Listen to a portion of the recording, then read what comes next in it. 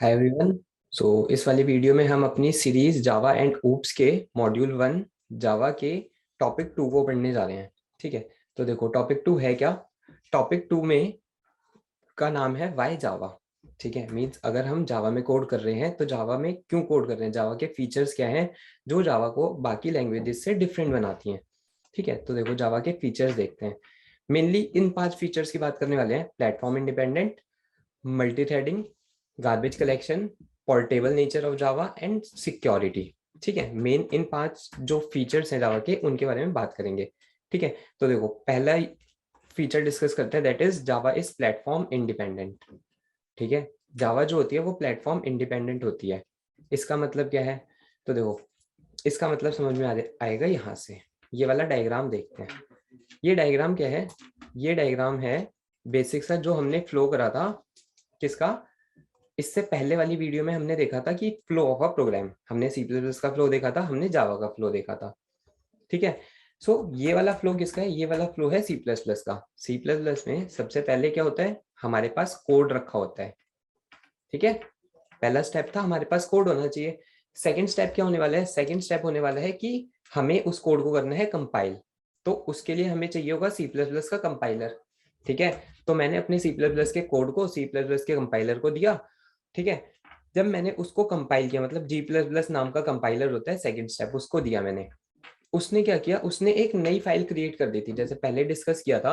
सबसे पहले हमारे पास सोर्स कोड होगा। जैसे ही हम सोर्स कोड को कंपाइलर को पास करेंगे तो वो हमारी एक नई फाइल बना देता है। ठीक है, सी प्लस प्लस में ये जो फाइल होती है ये मशीन कोड के टर्म्स में होती है। मीन्स ये जो फाइल होती है इसके अंदर 0 1 होते हैं। ठीक है, एंड इसके बाद हमने ये बात करी थी कि ना, जो हमारा कंप्यूटर है वो सिर्फ कौन सी लैंग्वेज समझ सकता है, वो 0 1 की लैंग्वेज ही समझ सकता है। ठीक है, तो अब ये मशीन कोड में है तो इसको हमारा कंप्यूटर डायरेक्टली समझ सकता है। तो हम क्या करेंगे, ये जो हमारी कंपाइल्ड फाइल बनी, ये कंपाइल्ड कोड बना हमारा, मतलब मशीन कोड में कन्वर्ट हो गया। अब मैं क्या करूंगा, अब मैं ऑपरेटिंग सिस्टम को कहूंगा कि ना इस फाइल को जाके रन कर दो कंप्यूटर पे। ऐसा कुछ ही होगा। पहला स्टेप क्या था, कोड था हमारे पास। सेकंड स्टेप क्या था कि ना मैंने उसको कंपाइलर में पास किया, सी प्लस प्लस के कंपाइलर में। जब मैंने उसको सी प्लस प्लस के कंपाइलर में पास किया तो हमारे पास एक फाइल बन गई मशीन कोड की लैंग्वेज में। ठीक है, मीन्स वो कोड सी प्लस प्लस से किसमें कन्वर्ट हो गया, मशीन लैंग्वेज में। ठीक है, अब इस मशीन लैंग्वेज को मेरे को अपने कंप्यूटर पे रन करना है तो मैं किसकी हेल्प लूंगा, ऑब्वियस सी बात है ऑपरेटिंग सिस्टम की। तो मैंने इसको भेज दिया ऑपरेटिंग सिस्टम के पास। ठीक है, देखो यहां तक कोई इशू नहीं थी, यहाँ तक कोई इशू नहीं रहा।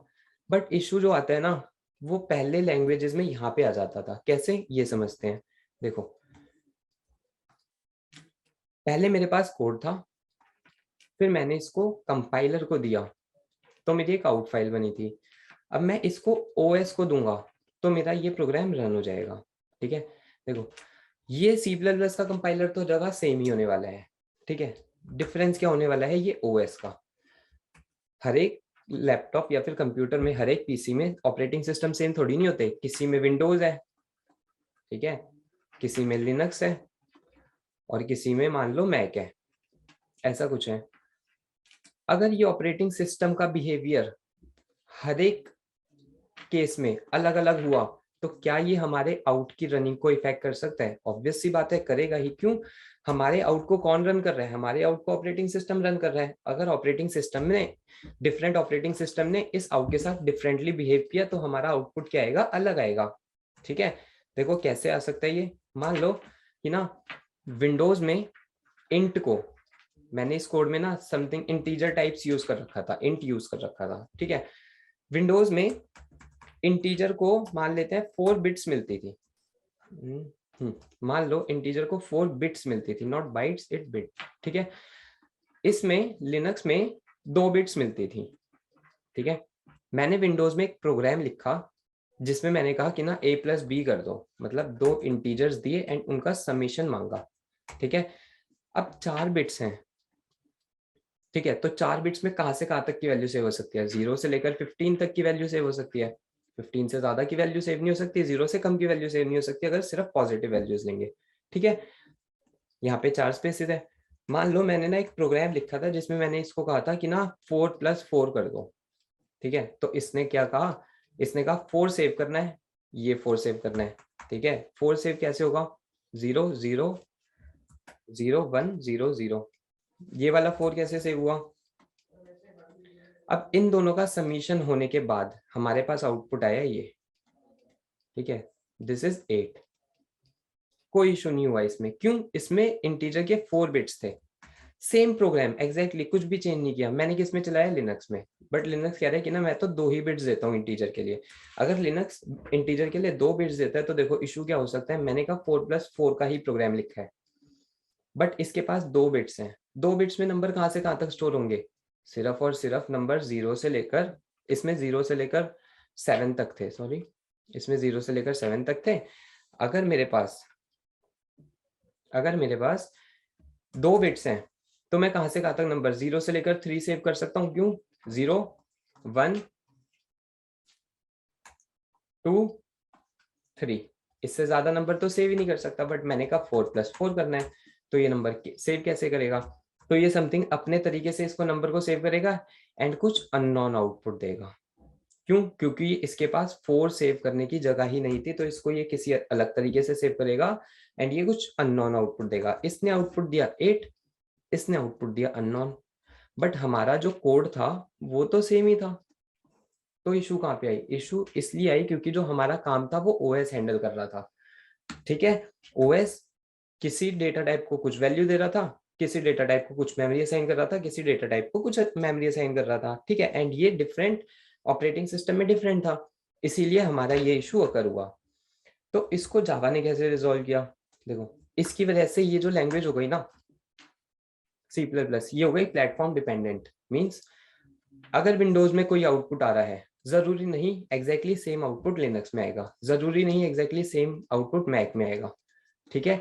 तो C++ क्या होगी, प्लेटफॉर्म डिपेंडेंट, कि मैं विंडोज के प्लेटफॉर्म पे, विंडोज के ओएस पे चला रहा हूँ अपना C++ का कोड, या फिर लिनक्स पे या फिर मैक पे। बट जावा ने ना इस इशू को रिजोल्व किया, कैसे, देखो जावा का जो फ्लो था ना, जावा के फ्लो में ये सब था ही नहीं, ठीक है। जावा के फ्लो में जावा ने एक चीज इंट्रोड्यूस करी, यहाँ पे एक JVM इंट्रोड्यूस करा, ठीक है।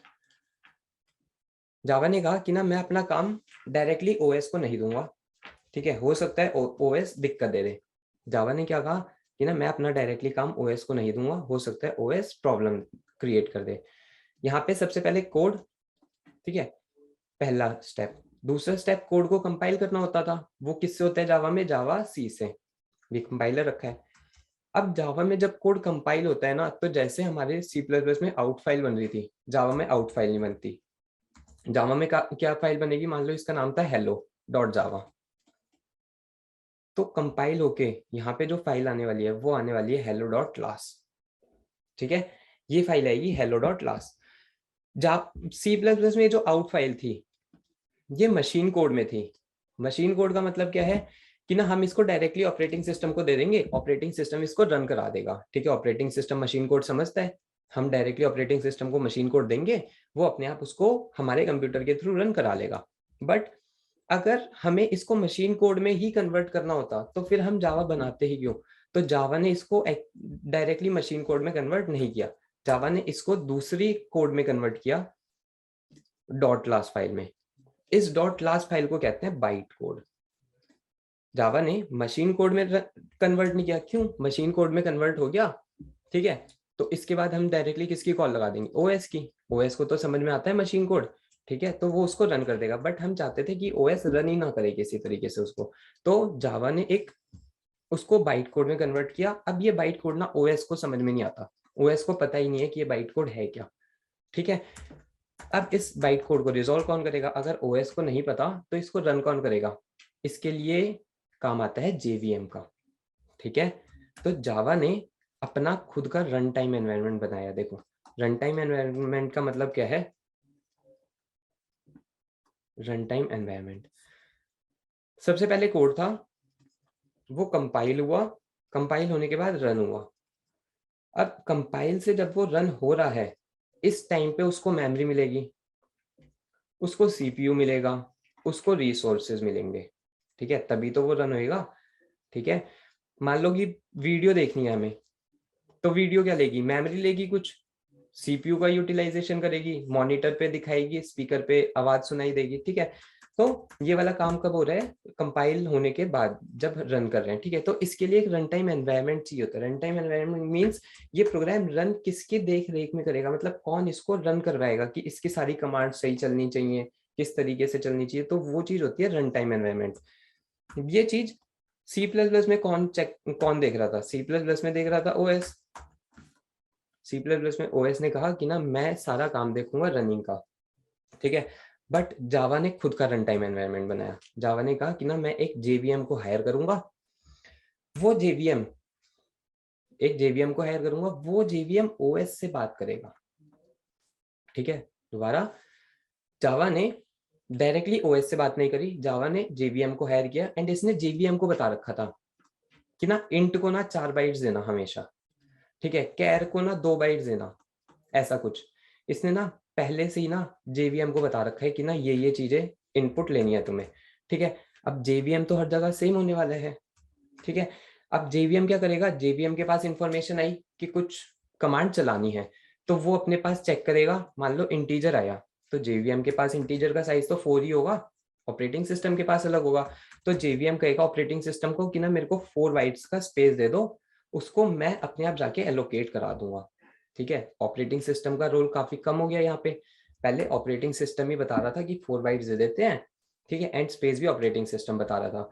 बट अभी क्या चेंज हुआ, अभी इतना सा चेंज हुआ है कि अभी ऑपरेटिंग सिस्टम ही बताएगा कि स्पेस कहाँ एलोकेट होना है, बट उसको बताएगा कौन कि कितना स्पेस एलोकेट करो मेरे को, ठीक है, वो बताएगा जेवीएम, ठीक है।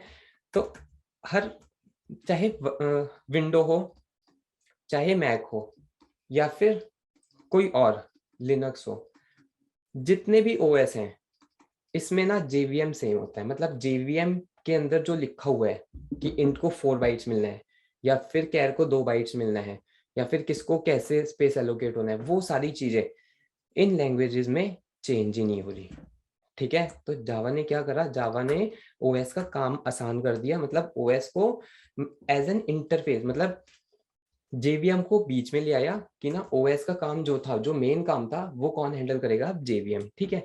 एंड ये सब हो किसकी वजह से पाया, ये सब हो पाया बाइट कोड की वजह से। देखो हमारा ये बाइट कोड बन गया। अगर बाइट कोड की जगह मशीन कोड बनता, तो कोई भी आता डायरेक्टली इस मशीन कोड को रन कर देता, ठीक है। एंड डायरेक्टली मशीन कोड किस पे चलता है, ऑपरेटिंग सिस्टम पे। बट हमने क्या किया, हमने अपना जो कंपाइलर है उसको ऐसे ट्रीट करा कि ना उसने एक नया सा कोड बनाया, उसको नाम दिया गया बाइट कोड, ठीक है। इस बाइट कोड को कौन समझ सकता है, जेवीएम। ये बाइट कोड कौन समझेगा, जेवीएम। एंड जेवीएम इसको लाइन बाय लाइन रीड करता जाएगा एंड एक्सिक्यूट करता जाएगा, ठीक है। तो देखो यहाँ पे ये वाली प्रॉब्लम रिजॉल्व होगी कि जावा क्या था, प्लेटफॉर्म इंडिपेंडेंट। अब जावा को किसी प्लेटफॉर्म की जरूरत नहीं है, किसकी जरूरत है, बस जेवीएम की। इसको जेवीएम दे दो कहीं पे भी, एंड जो आउटपुट ये विंडोज में दे रहा था वही ओएस में देगा एंड वही मैक में देगा, ठीक है। अब आते हैं next property, that is multi threading. Second property जो जावा की है वो है मल्टी थ्रेडिंग, ठीक है। देखो अब मल्टी थ्रेडिंग का मतलब क्या होता है, मल्टी थ्रेडिंग का मतलब ये होता है कि हमारे एक प्रोग्राम को मल्टीपल थ्रेड्स में कन्वर्ट कर दो, ठीक है। एग्जांपल से समझते हैं। हमारे को फॉर एग्जांपल एक प्रोग्राम लिखना है मूवी देखने का, हमें एक मूवी देखनी है, हमें उसका प्रोग्राम लिखना है, ठीक है। तो हम ना इसके मेन फंक्शन कॉल कर देते हैं, बस इंप्लीमेंट नहीं कर रहे, कॉल कर देते हैं। देखो कैसा सा होएगा, मान लो ये मूवी का प्रोग्राम है, एक फंक्शन है मूवी का। मूवी में मेन चीज क्या होगी, हमें वीडियो देखनी है, हमें ऑडियो सुननी है। पहला फंक्शन हमें वीडियो दिखाएगा, दूसरा फंक्शन हमें ऑडियो सुनाएगा, ठीक है। अब एक चीज नोटिस करो, हमारा कोड कैसे एग्जीक्यूट होता है, सबसे पहले फर्स्ट लाइन, फिर उसके बाद की लाइन, फिर उसके बाद की लाइन, फिर उसके बाद की लाइन, ऐसे चलता है। हम मूवीज फंक्शन में आए, तो सबसे पहले वीडियो चला। मान लो 1 आवर की मूवी थी, ठीक है। तो उसमें वीडियो का जो डेटा होगा, एक डेटा रखा होगा जहां पे वीडियो रखी होगी, वीडियो का डाटा रखा होगा, एक जगह ऑडियो का डाटा रखा होगा। सबसे पहले वीडियो का डाटा रीड करेगा एंड उसको स्क्रीन पे शो करते रहेगा। यहाँ से यहाँ तक इसने 1 घंटे वीडियो शो कर दी। अब वीडियो वाले फंक्शन का हो गया काम खत्म, ये हो गया एंड। अब यह है ऑडियो पे, ठीक है। यहाँ से यहाँ तक इसने 1 घंटे चला दी ऑडियो। हमारी वीडियो यहाँ पे खत्म हो चुकी है इस पॉइंट पे, ठीक है। जो वीडियो लानी थी वो चली गई। अब ये सुना रहा है ऑडियो, मीन्स जो वीडियो का पार्ट यहाँ पे था उसकी ऑडियो 1 घंटे बाद आ रही है। ये तो सही होगा नहीं, ठीक है। तो इस केस में हमें क्या करना चाहिए था, इस केस में हमें ऐसा कुछ करना चाहिए था कि हमारी वीडियो एंड हमारी ऑडियो दोनों चीजें पैरेलली चले, ठीक है। तो देखो इसके लिए जावा ने क्या फंक्शनैलिटी दी, इसके लिए जावा ने कहा जैसे हमारे ये मेथड्स हैं या फिर फंक्शंस हैं, इनको हम साइमल्टेनियसली चला सकते हैं, इसको हम साइमल्टेनियसली चला सकते हैं यूजिंग थ्रेड्स। थ्रेड्स मतलब ये जो मेथड है ये एक अपनी थ्रेड में चलेगा, ये जो मेथड है ये एक अपनी थ्रेड में चलेगा। मींस इसके पास भी सीपीयू का एक्सेस होगा, इसके पास भी सीपीयू का एक्सेस होगा, इसके पास भी मेमोरी होगी, सारी चीजें होंगी। तो यहाँ पे फॉर एग्जांपल मेरी वीडियो चल रही है, यहाँ पे मेरी ऑडियो चल रही है, ठीक है। अब जब ये साइमल्टेनियसली चल ही रहे हैं तो जब मेरी वीडियो फॉर एग्जांपल 30 मिनट पे आ गई तो मेरा ऑडियो वाला फंक्शन भी 30 मिनट पे आ जाएगा, ठीक है। तो क्या ये दोनों काम साइमल्टेनियसली अब चलते रहेंगे, हमें वीडियो दिखती रहेगी, हमें साथ के साथ ऑडियो सुनाई देती रहेगी। तो सेकंड फंक्शनैलिटी जावा की क्या है कि ये मल्टी थ्रेडिंग का कॉन्सेप्ट भी प्रोवाइड करता है कि अगर हमें कुछ फंक्शन साइमल्टेनियसली चलाने हैं तो उनको हम चला सकते हैं। थर्ड प्रॉपर्टी देखते हैं गार्बेज कलेक्शन की, ठीक है। थर्ड प्रॉपर्टी है गार्बेज कलेक्शन, ठीक है।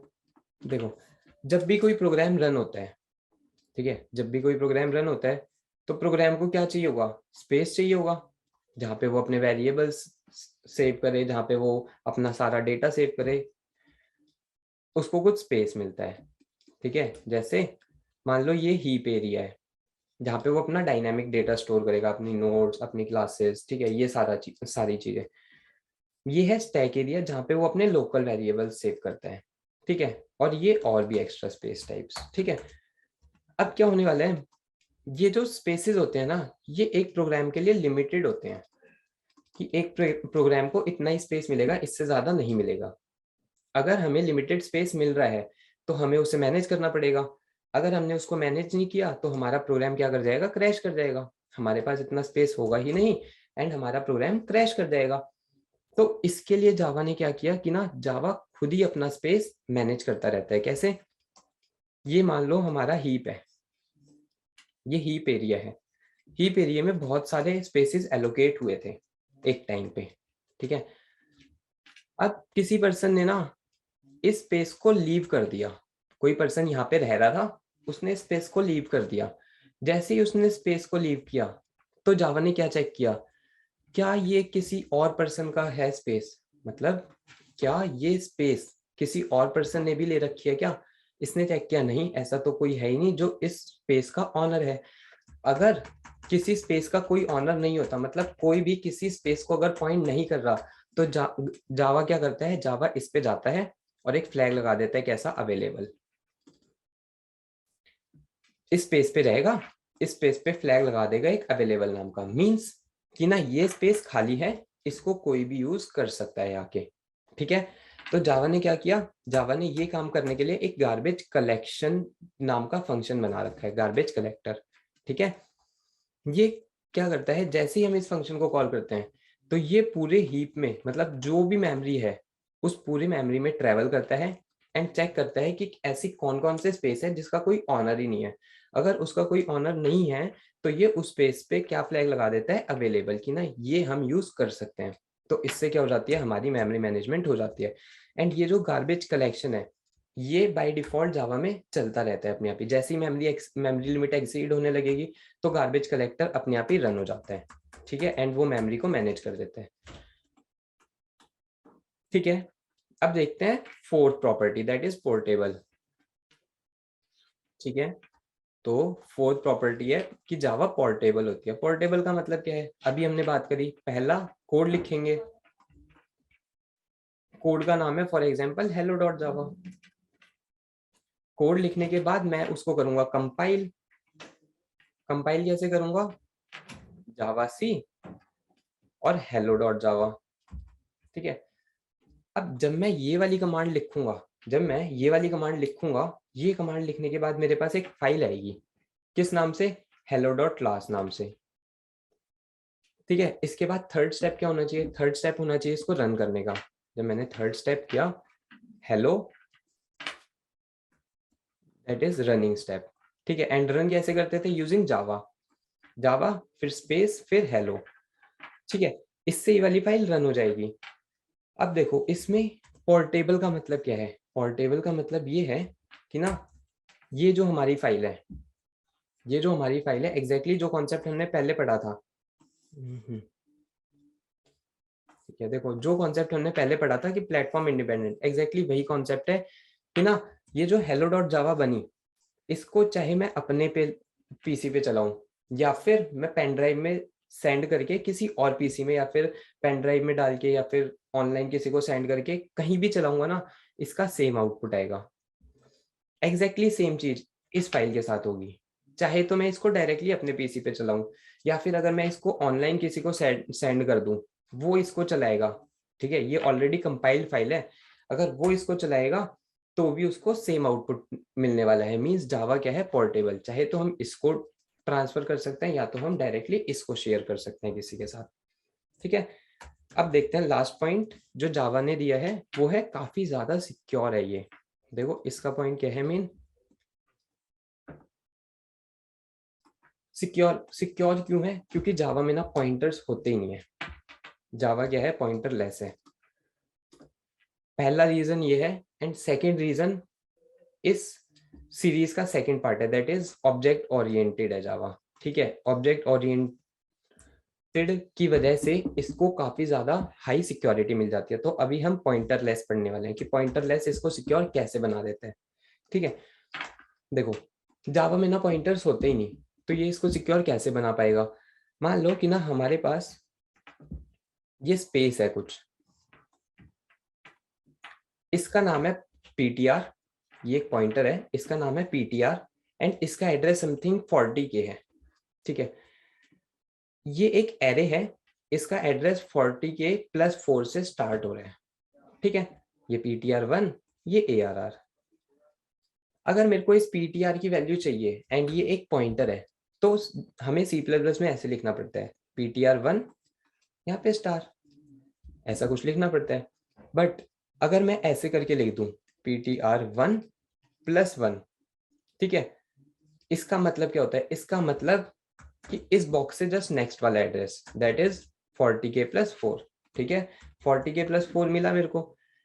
अगर मैंने यहाँ पे स्टार लगा दिया, यहाँ पे 10 रखा था, 20 30, ठीक है, ऐसे करके वैल्यूज रखी थी, तो इससे मेरे को ना, देखो इस वाले से मेरे को मिल रहा था 10। क्यों, मैंने पॉइंटर 1 का यूज करके पॉइंटर 1 के एड्रेस की वैल्यू निकाली।